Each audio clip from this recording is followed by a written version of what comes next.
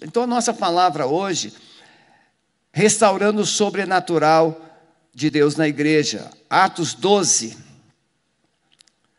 a partir do verso 1, diz: E por aquele mesmo tempo, o rei Herodes estendeu as mãos sobre alguns da igreja para os maltratar, e matou à espada Tiago, irmão de João.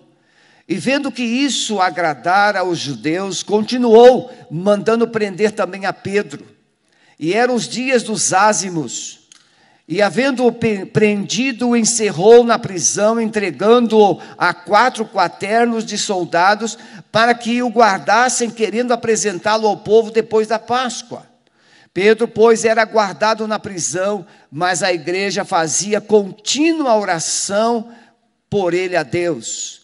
E quando Herodes estava para o fazer comparecer, nessa mesma noite, estava Pedro dormindo entre 2 soldados, ligados com 2 cadeias, e os guardas diante da porta guardavam a prisão. E eis que sobreveio o anjo do Senhor, e resplandeceu uma luz na prisão, e tocando a Pedro na ilharga, o despertou, dizendo: Levanta-te depressa. Caíram-lhe das mãos as cadeias, e disse-lhe o anjo: Cinge-te e ata as tuas alparcas. E ele assim o fez. Disse-lhe mais: Lança às costas a tua capa e segue-me. E saindo o seguia, e não sabia que era real o que estava sendo feito pelo anjo, mas cuidava que via uma visão. E quando passaram a primeira e a segunda guarda, chegaram à porta de ferro que dá para a cidade, a qual se lhes abriu por si mesma. E tendo saído, percorreram uma rua, e logo o anjo se apartou dele. E Pedro, tornando em si, disse: Agora sei verdadeiramente que o Senhor enviou o seu anjo, e me livrou da mão de Herodes, e de tudo que o povo dos judeus esperava. E considerando ele isto, foi à casa de Maria, mãe de João, que tinha por sobrenome Marcos, onde muitos estavam reunidos e oravam. E batendo Pedro à porta do pátio, uma menina chamada Rode saiu a escutar, e conhecendo a voz de Pedro, de gozo não abriu a porta, mas correndo para dentro anunciou que Pedro estava à porta. Disseram-lhe: Estás fora de ti? Mas ela afirmava que assim era, e diziam: É o seu anjo. Mas Pedro perseverava em bater, e quando abriram, viram-no e se espantaram. E acenando-lhes com a mão para que se calassem, contou-lhes como o Senhor o tirara da prisão, e disse: Anunciai isso a Tiago e aos irmãos. E saindo, partiu para outro lugar. Amém, meus irmãos?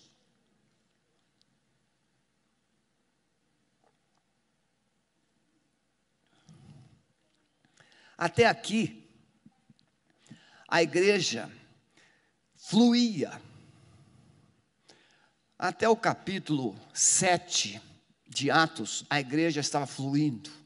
Os apóstolos eram intocáveis. Algumas perseguições localizadas de crentes, mas diz o texto bíblico que os apóstolos gozavam de uma reputação tremenda diante do povo.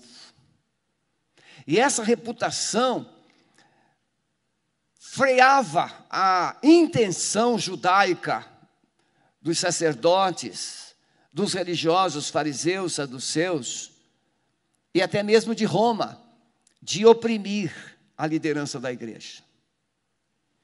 Mas no ano 41, meus irmãos,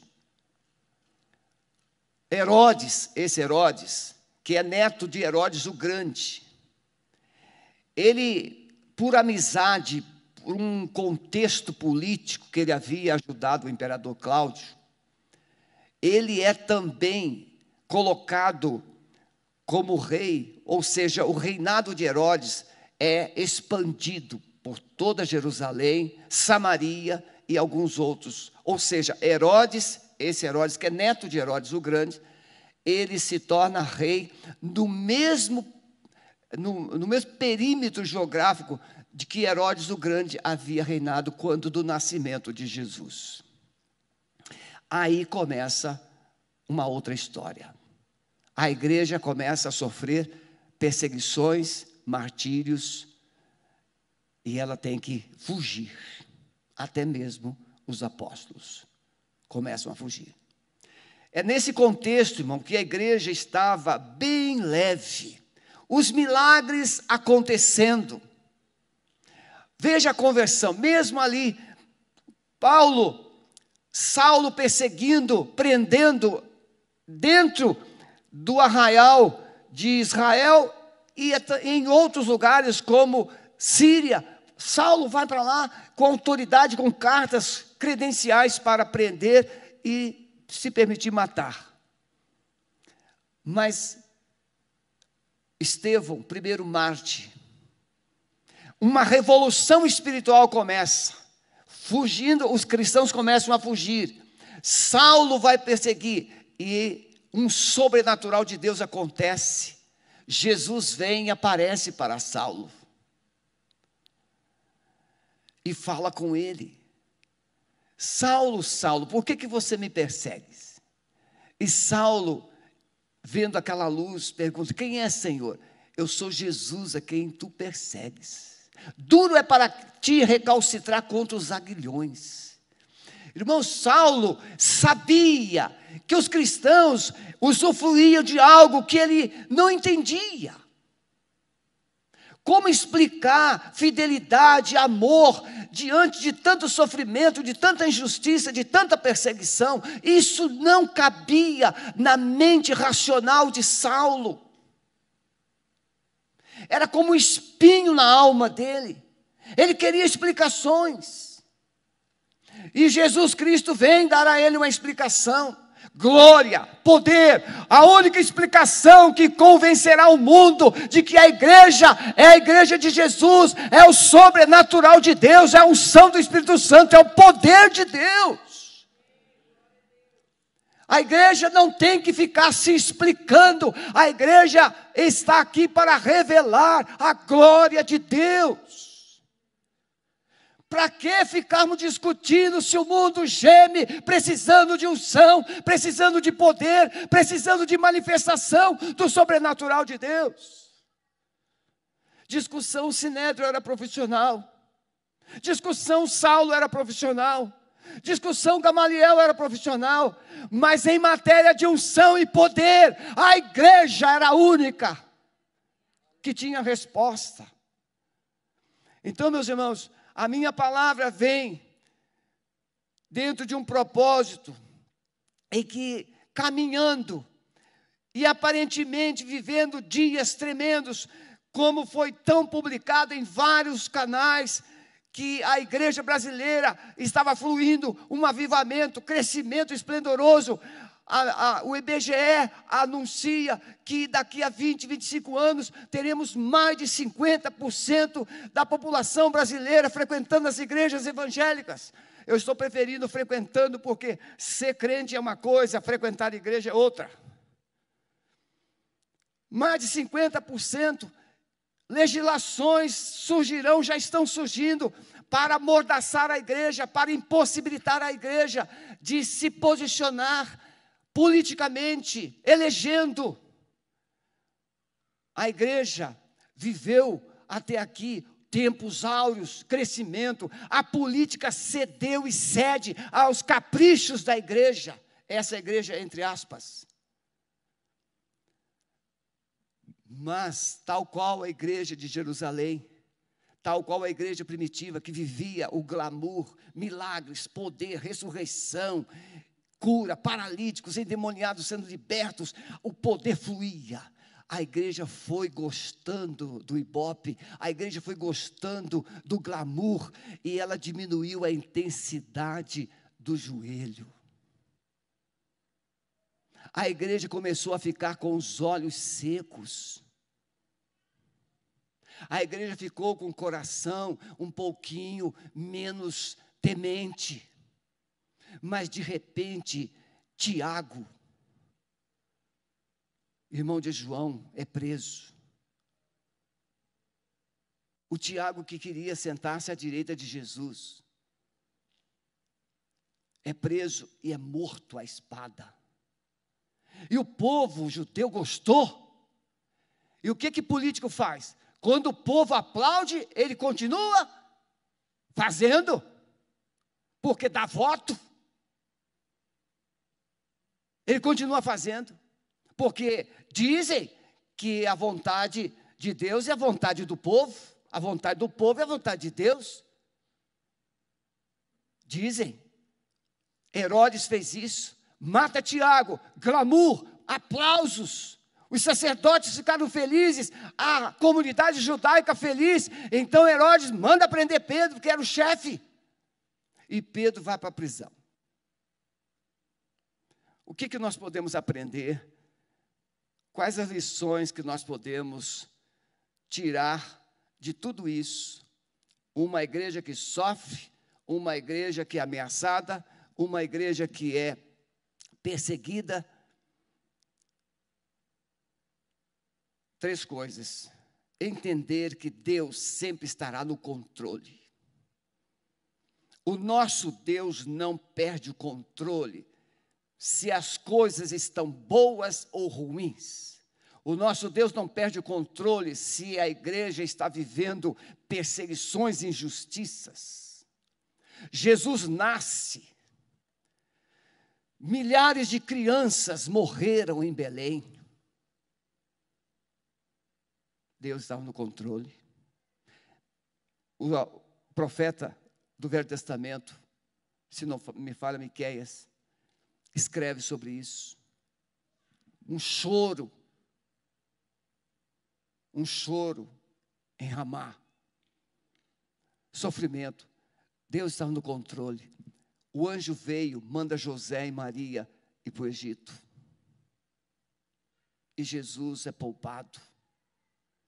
Quando Herodes, o grande, é morto, Deus traz a família de Maria e José de volta para Israel. Então Deus não perde o controle. Havendo prendido e encerrado na prisão, entregando a 4 quaternos, Pedro está preso. A intenção de Herodes é: vou frear esses cristãos, vou acabar com essa história. Matou Tiago, e agora ele prende Pedro, que é conhecido como líder do grupo. A intenção de Herodes ia fazer isso rápido, ele queria fazer naquela madrugada mesmo. O teólogo Warren Wiersbe diz que Deus sempre vê as nossas provações, Deus sempre ouve as nossas orações, mas Deus também vê as perseguições.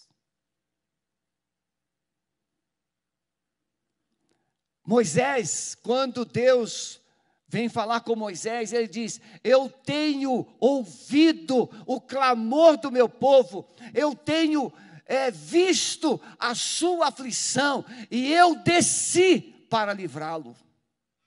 Deus nunca deixou de ver, Deus nunca deixou de ouvir a igreja. A igreja ocidental não sabe o que é sofrimento. Nós não temos noção o que acontece com os cristãos no Sudão, na China, na Coreia. Nós não temos noção. No Iraque, no Irã, Afeganistão, cristãos são mortos. O que foi feito lá por aqueles radicais islâmicos, nem sempre são cristãos evangélicos, são cristãos. Porque tudo que tem uma cruz é inimigo do Islã. Por causa das cruzadas, que matou milhares e milhares e milhares e milhares de muçulmanos. A igreja evangélica carrega, da mesma forma que o cristianismo geral, essa marca da injustiça na história. Gente que matou em nome de Deus, porque a igreja era absoluta. Não é verdade. A igreja não é absoluta. A palavra de Deus é absoluta. Deus é absoluto. A igreja não. Somos crentes, somos cristãos, somos seres humanos e falhamos. E muita muitas vezes na história, a igreja falhou, a igreja descumpriu os propósitos de Deus. Então, quando vem uma crise, quando vem uma perseguição, Deus não está omisso, Deus está refinando a igreja. Deus está atraindo a igreja para o altar. Deus está tentando umificar os olhos da igreja. Povo de olhos secos, de joelhos rígidos, não tem muito acesso ao trono da graça.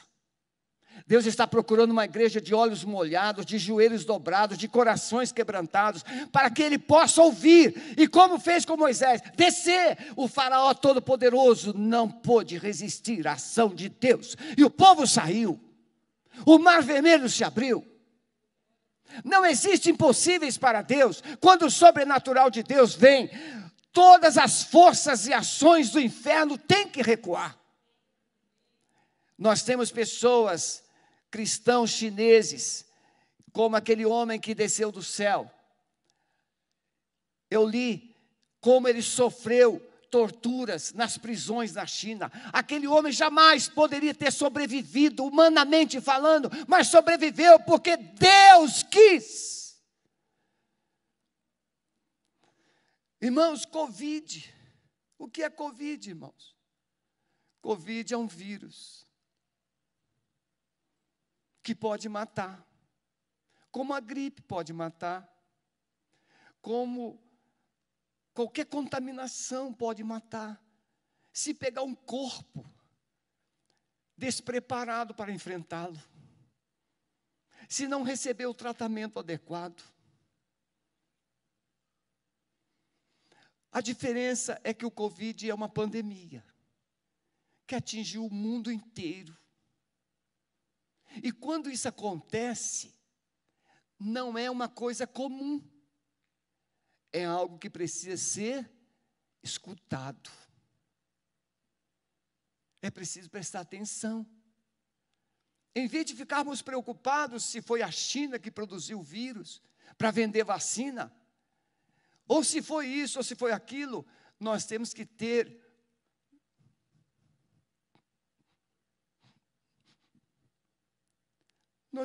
anticorpos para dizer ao vírus: recue. Se o seu corpo tiver anticorpos, o vírus não te mata.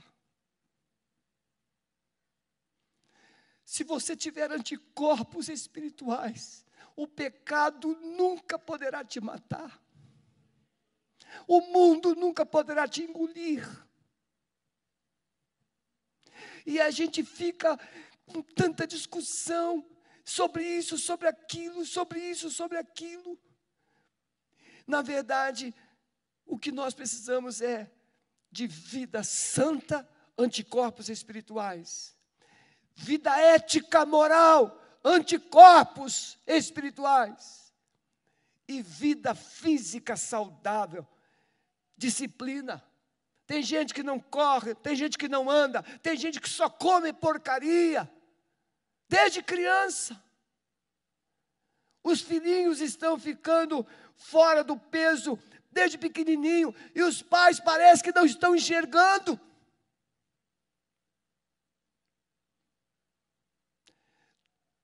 Temos uma geração fora do padrão. A culpa não é de Deus.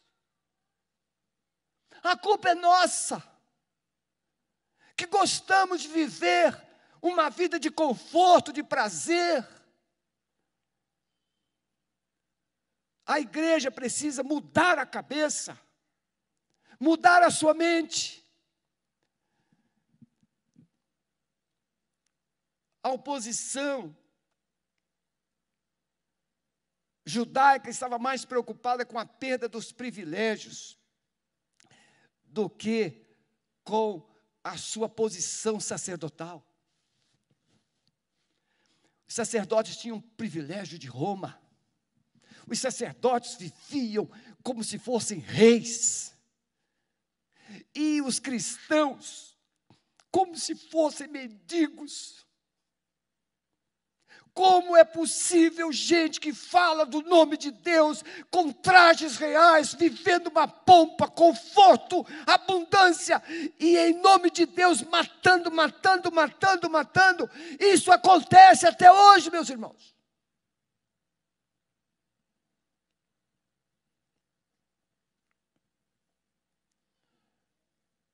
Os judeus sempre foram inimigos da cruz de Jesus. Precisamos entender que a igreja jamais terá descanso dos ataques dos inimigos de Deus, de Satanás e seus ministros. A perseguição encoraja a igreja a se voltar para o altar da oração, buscando a presença de Deus. Pedro, pois, estava guardado na prisão, mas a igreja fazia contínua oração por ele a Deus. A igreja volta para o altar. A igreja havia passado 10 dias de jejum, de oração, buscando aquilo que Jesus havia prometido. E recebereis poder ao vir sobre vós o Espírito Santo, e sereis minhas testemunhas em Jerusalém, Judéia, Samaria, até os confins da terra. A igreja foi levantada para ser uma testemunha de Jesus. Mas a igreja está mais preocupada em se proteger do que de anunciar a Jesus. Agora, a igreja volta. Essa semana, terça e quarta, nós estaremos aqui no templo, em jejum e oração, o dia todo. E esse convite é extensivo para todo líder de célula, todo supervisor, todos os pastores, todos os ministros. Você que é líder, você que recebe uma célula na sua casa, podendo, venha. Nós vamos passar aqui 2 dias em jejum e oração. Por quê? Porque nós precisamos de uma visão de Deus segura. E somente quando nós nos posicionamos aos pés do Senhor, é que Ele vem, como Ele vai fazer com Pedro. Pedro estava esperando escutar os barulhos das chaves do carcereiro. Chegou a sua hora, Pedro. Pedro não escutou barulho. O anjo chegou em silêncio. Deus trabalha em silêncio. Quando o anjo entra naquela cela, naquela prisão, simplesmente uma glória encheu aquela... Não posso estragar esse tópico do meu sermão, tem que falar direito, né? Segunda coisa, irmãos, então veja, Deus não está alheio ou alienado ao seu sofrimento, à sua dor. Deus está acompanhando esse momento, Deus está acompanhando essa situação, Deus está acompanhando essa tribulação, porque Ele está esperando de você um posicionamento espiritual. Quando a igreja se posicionou e começou a clamar a Deus continuamente, o texto bíblico não deixa margem de dúvida, a igreja estava orando insistentemente a Deus. A igreja se colocou na antessala do céu e começou: Deus tem misericórdia, Deus tem misericórdia, Deus tem misericórdia. O seu filho sai de noite, você não sabe para onde. A sua filha sai à noite, você não sabe para onde. As coisas estão fora do controle. Você não vai controlar nada, nunca mais. Vai para a antessala do trono de Deus e começa a dizer: Senhor, tem misericórdia, tem misericórdia, tem misericórdia, porque o Deus que te ouve, Ele vai agir. Nós não podemos controlar o Brasil, nós não podemos controlar a política, nós não podemos controlar o vírus, mas nós temos um Deus que pode nos dar ousadia e poder para avançar sobre o vírus. Precisamos arrancar esse medo de dentro de nós. Eu uso máscara porque a lei manda. Eu mantenho o distanciamento porque a lei manda, porque a igreja é obediente às autoridades que a Bíblia manda. A igreja não está aqui para desrespeitar as leis. Ao contrário, a Bíblia é muito exigente com isso. A Bíblia manda a gente respeitar as leis, e a Bíblia manda a gente orar pelas autoridades, seja quais forem. A Bíblia manda a gente orar. Segunda coisa, entender que a igreja tem resposta para as crises. O diabo tem ação, a igreja também tem. O diabo tem algumas coisas para confundir, para destruir. A igreja tem o remédio.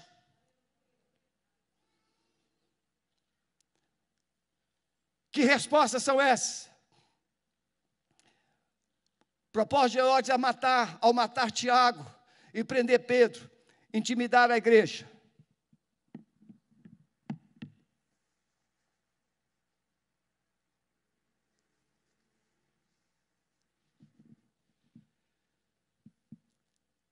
Que resposta Deus espera de uma igreja que está debaixo de ataque? Que resposta Deus espera de você quando você está vivendo tribulação, oposição, crítica, ataques? Que resposta? Que atitude Deus espera de cada um de nós? Irmãos, uma criança, quando ela é criada com muito mimo, qualquer coisinha, qual é a reação dessa criança? Papai! Sim ou não? Papai! É uma criança indefesa, aí se torna um adolescente, imaturo. Ele pensa que é dono do mundo, só ele existe, só ele tem fome, só ele precisa de oxigênio, só ele precisa de água, só ele, porque ele foi ensinado, aliás, ele não foi ensinado em nada. Aí se torna um rapaz e um homem, vai sofrer, porque sempre na cabecinha dele ficou lá um ensino, papai resolve, mamãe resolve. Não.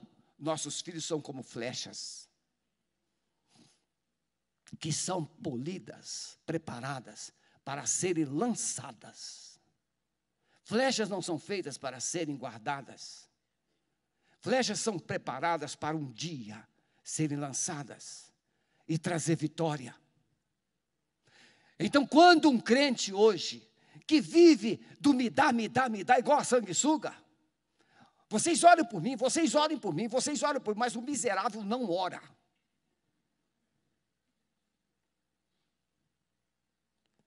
Tem gente que não sabe nem como começar a orar. Meu irmão, preste atenção, se você tem dificuldade de orar, comece a ler os salmos. É quase tudo orações. Você vai ver como é que Davi fala com Deus na hora do aperto. Tem hora que Davi chora, mas tem hora que Davi fala assim: Senhor, quebra os dentes dele, Senhor. Pisa no pescoço dele, Senhor. Você vai aprender as várias circunstâncias, como conversar com Deus, como lutar diante de Deus. Segurar assim ou pela fé. Senhor, não abro mão da minha família. Preste atenção em crentes que oram. Ouçam. Toda vez que eu me reunia em grupo de oração, nos nossos momentos públicos, eu chamava os crentes mais novos. Assim, você vai orar. Eu ainda não sei. Então preste atenção como eu vou orar. Aprenda. Porque da próxima vez você vai orar. Não. Vivemos, irmãos, um cristianismo onde os crentes fazem pedido de oração o tempo todo. Quer ver um exemplo? Vê o chat da igreja. Em vez da pessoa prestar atenção na mensagem, a mensagem está no meio, e a pessoa entrou naquele momento e já está assim: peço isso, peço aquilo, peço isso, peço aquilo. Você que está nos acompanhando pela internet, tem momentos do culto que é para fazer pedidos, mas tem momento do culto que é para você ouvir, meu amado. Porque se você ouvir a voz de Deus, você vai se tornar um homem, uma mulher, guerreira, vitorioso. Mas não fica o tempo todo pedindo. Mas não ouve a voz de Deus. Deus quer equipar uma igreja que saiba usar as armas. E é o que Ele está fazendo aqui. Acho que vou ficar só aqui. Deus precisa então de uma igreja decidida a enfrentar as crises de joelhos. Pedro estava lá, mas a igreja estava aqui, clamando, clamando. Senhor, envia o teu anjo. Olha só o que a igreja estava fazendo. Não é assim? Eu acredito que você e eu também faço assim. Senhor, envia o teu anjo, Senhor. Envia o teu anjo, Senhor. Envia o teu anjo, Senhor. Envia o teu anjo. Senhor, cala a boca de Herodes. Senhor, cega aqueles... É assim, não é, irmãos? Senhor, cega aqueles guardas. E Deus fez exatamente como a igreja havia pedido. Cegou os guardas. Mandou o anjo. Liberou Pedro. E quando Pedro chega na reunião de oração, não. Impossível. Deve ser o anjo. Como Deus é misericordioso. Alguém disse que foi mais fácil Deus tirar Pedro daquela cadeia terrível do que fazê-lo entrar na reunião de oração da igreja. Então preste atenção que é muito precioso esses ensinos que eu vou passar agora para você. Enquanto Herodes se alegrava com o sucesso da morte de Tiago e a prisão de Pedro, a igreja está chorando aos pés do Senhor. Por favor, você que está em casa, enquanto você chora aos pés do Senhor, o mundo está se alegrando, Satanás está jubiloso, mas a história vai mudar, o quadro vai mudar, a situação vai mudar. Satanás está com os dias contados, nós já sabemos o final da história, como que vai ser. Satanás sabe que terá que recuar diante de uma igreja de olhos molhados, de joelhos dobrados, ele sabe. Meu irmão, você pode estar certo se você dobrar os seus joelhos, se você começar a clamar, jejuar e buscar a face do Senhor, o diabo e seus demônios vão recuar. Sua família está sendo guardada. Mas Deus quer ver primeiro você de joelhos, para depois começar a ouvir a sua oração. Aprendemos o quanto Deus espera da igreja em relação à oração, intercessão por sua liderança. A igreja estava lá orando pelo seu líder, Pedro. A igreja orou com insistência, ela não simplesmente fez uma oração curtinha. Ela orou insistentemente, passou a noite orando. E terceiro e último lugar, irmãos, sobrenatural é restaurado.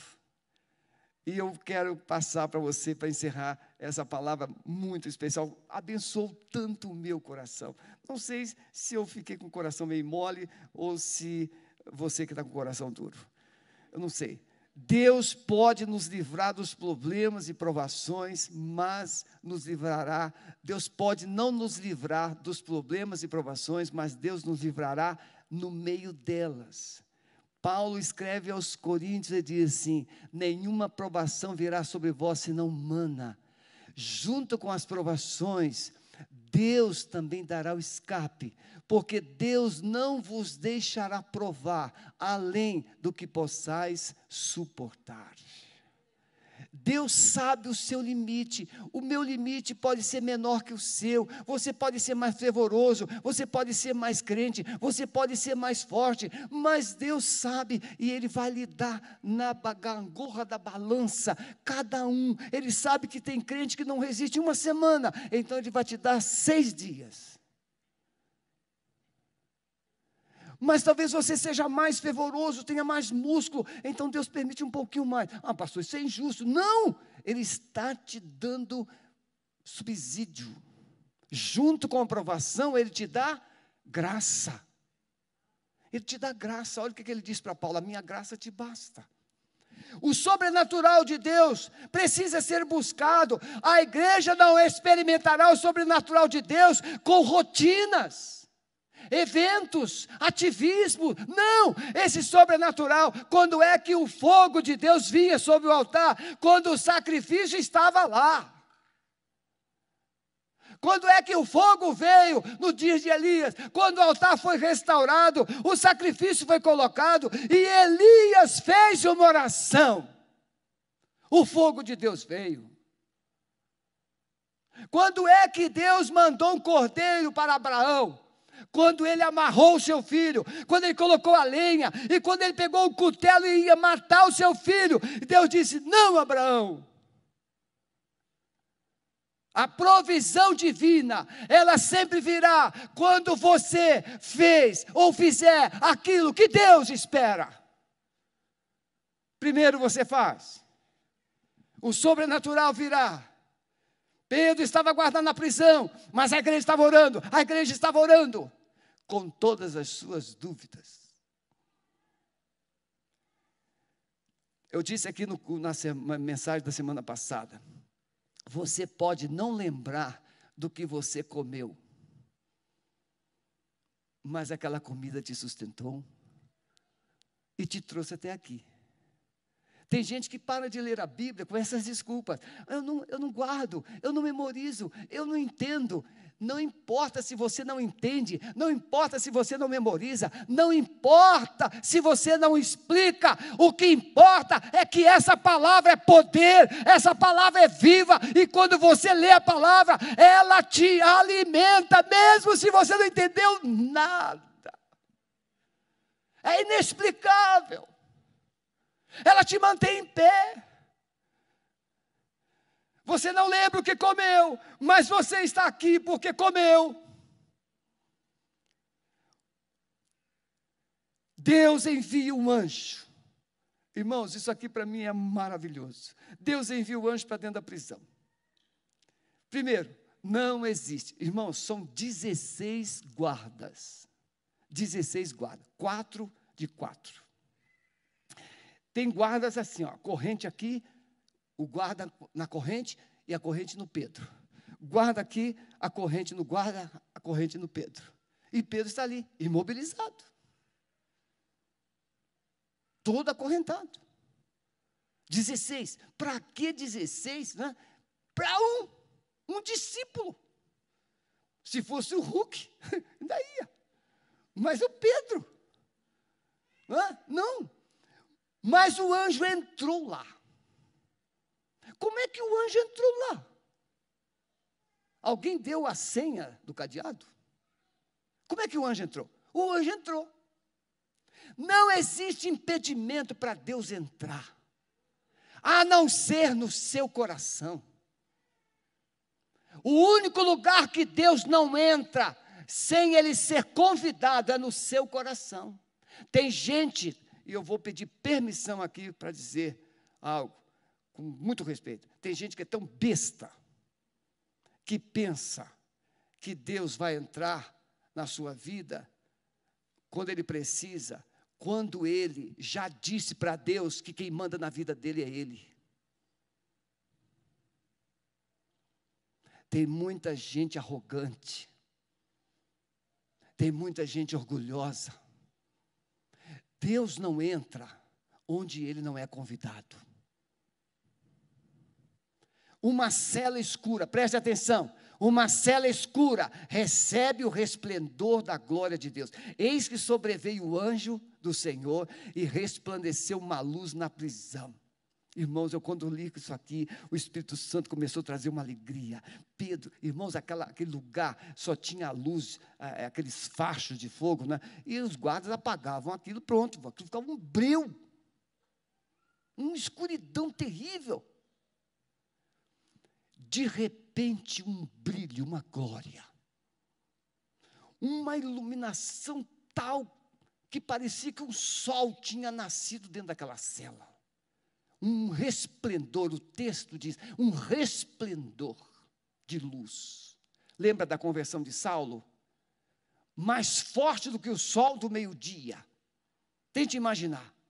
O resplendor de Deus entrou naquela cela. E Pedro está dormindo.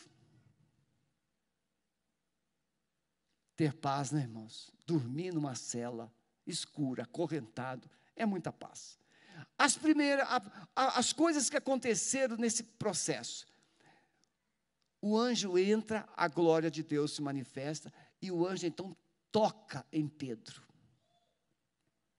E quando ele toca em Pedro, ele diz assim: levanta-te depressa.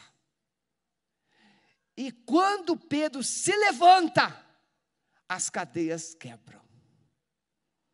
Olha a sequência. A luz de Deus vem, o anjo fala, o anjo toca, o anjo fala, dá direção, dá comando, Pedro obedece e as cadeias se quebram, as correntes se quebram. Irmãos, essa sequência aqui para mim foi reveladora. O anjo entrou na cela, ele poderia simplesmente pegar Pedro e sair levando. Não, ele toca em Pedro. Não é assim que a gente acorda? Acorda, acorda, acorda. Está na hora. O anjo tocou em Pedro e o despertou. Pedro, acorda, desperta, desperta, Pedro. Fecha os seus olhos um minutinho. O Espírito Santo diz assim: igreja, igreja, igreja, igreja, desperta, desperta, desperta, igreja. Essa escuridão aqui não é o teu lugar. De igreja, desperta, igreja, desperta. Levanta-te, igreja. Levanta-te, igreja. E tal qual Pedro, quando se levantou, as cadeias caíram. Deus está chamando a Alameda para se colocar em pé e receber direção, receber uma visão de algo novo e tremendo que Ele quer fazer.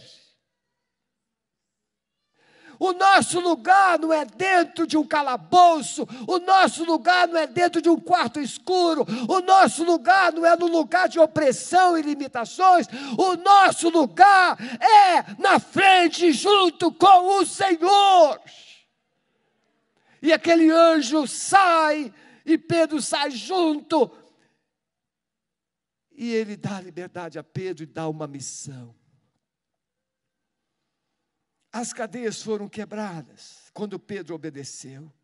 As tribulações podem ser antessala do grande mover de Deus na vida da igreja. Essa pandemia, em vez de ser o caos para a humanidade, pode ser a antessala de um avivamento, meus irmãos. Hoje você tem tempo para ler, para orar, você tem tempo para estudar, você tem tempo para ouvir a palavra. Temos Bíblias com voz, com áudio.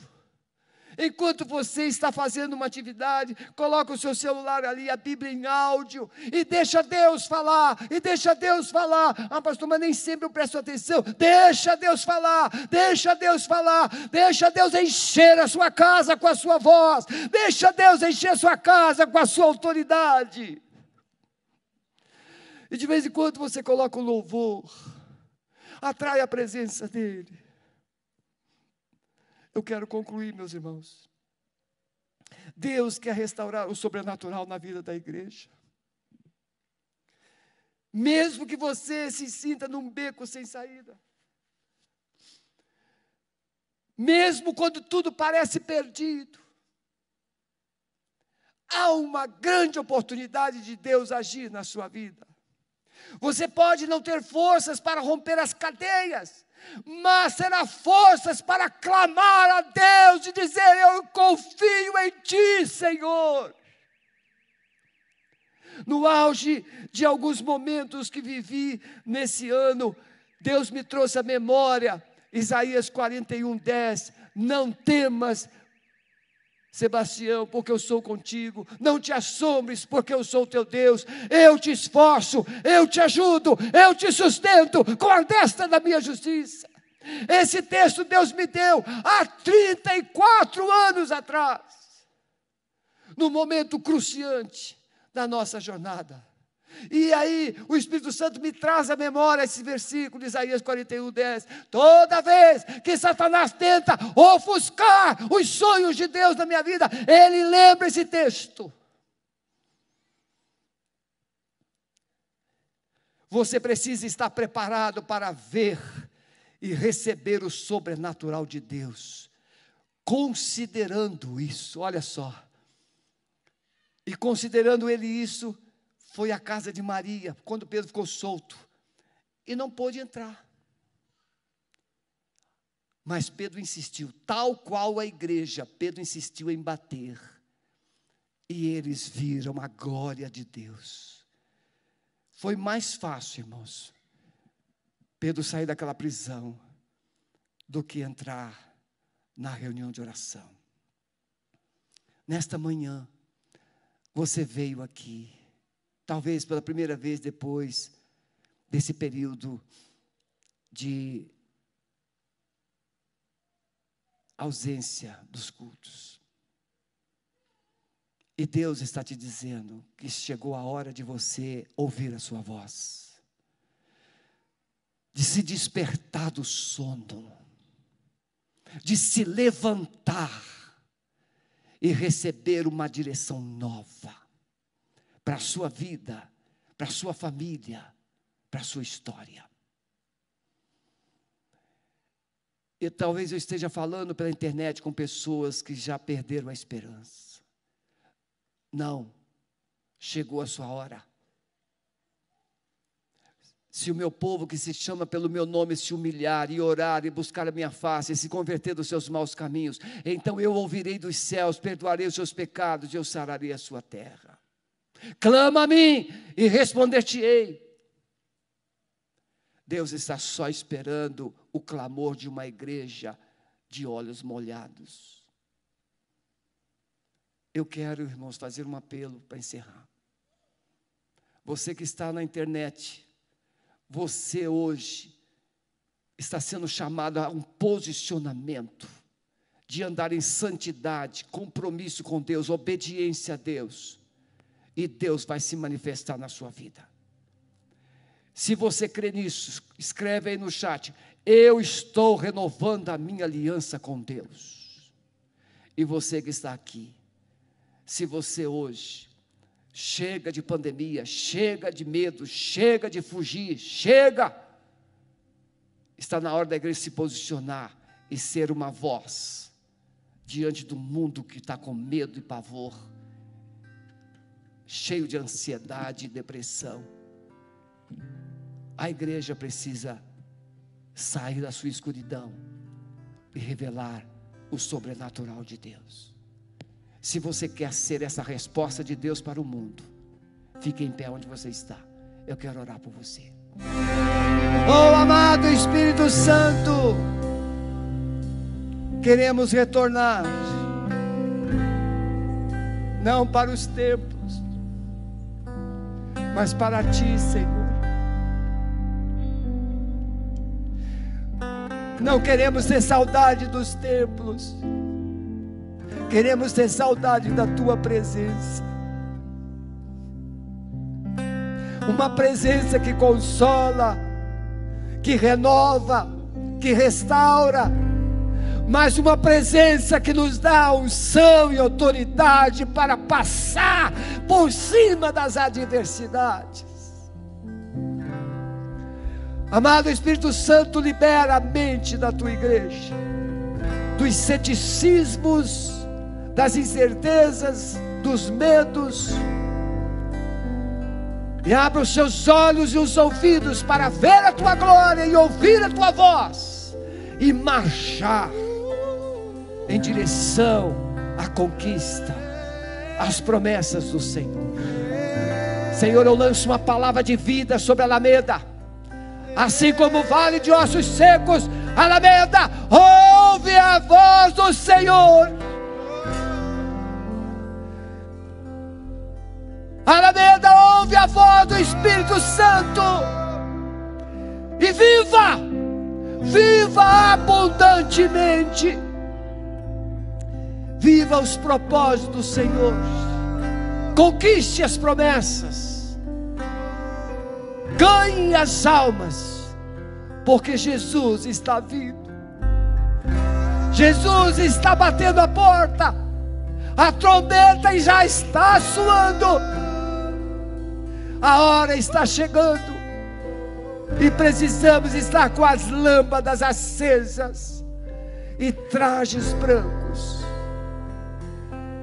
Que o amor de Deus, o nosso Pai, que a graça maravilhosa de Jesus Cristo, o Filho, e as consolações eternas do amado Espírito Santo, seja com a sua vida, com a sua família e com todo o povo de Deus espalhado em toda a terra, agora e para sempre.